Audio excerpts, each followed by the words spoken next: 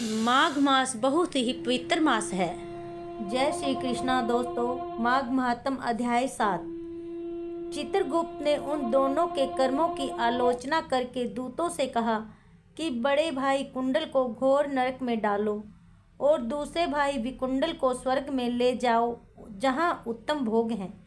तब एक दूत तो कुंडल को नरक में फेंकने के लिए ले गया और दूसरा दूत बड़ी नम्रता से कहने लगा कि हे विकुंडल, चलो, तुम अच्छे कर्मों से स्वर्ग को प्राप्त होकर अनेक प्रकार के भोगों को भोगो।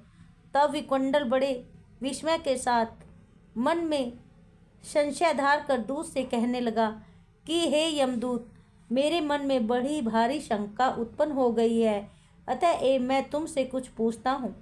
कृपा करके मेरे प्रश्नों का उत्तर दो। हम दोनों भाई एक ही कुल में उत्पन्न हुए, एक जैसे ही कर्म करते रहे।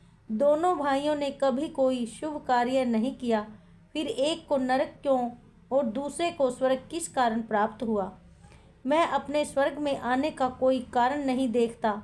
तब यमदूत कहने लगा कि हे विकुंडल, माता पिता, पुत्र पत्नी, भाई बहन से सब संबंध जन्म के कारण होते हैं और जन्म कर्म को भोगने के लिए ही प्राप्त होता है। जिस प्रकार एक वृक्ष पर अनेक पक्षियों का आगमन होता है, उसी तरह इस संसार में पुत्र, भाई, माता पिता का भी संगम होता है। इनमें से जो जैसे जैसे कर्म करता है वैसे ही फल भोगता है। तुम्हारा भाई अपने पाप कर्मों से नरक में गया, तुम अपने पुण्य कर्म के कारण स्वर्ग में जा रहे हो। तब विकुंडल ने आश्चर्य से पूछा कि मैंने तो आज जन्म तक कोई भी धर्म का कार्य नहीं किया, सदैव पापों में ही लगा रहा।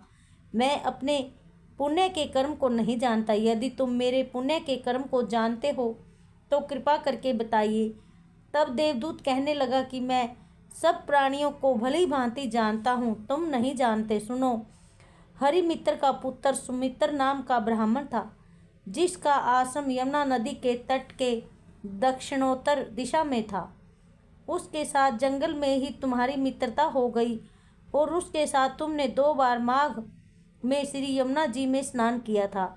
पहली बार स्नान करने से तुम्हारे पाप नष्ट हो गए और दूसरी बार स्नान करने से तुमको स्वर्ग प्राप्त हुआ। सो हे वैश्यवर, तुमने 2 बार माघ स्नान में स्नान किया, इसी के पुण्य के फल से तुमको स्वर्ग प्राप्त हुआ और दूसरा भाई नरक को प्राप्त हुआ।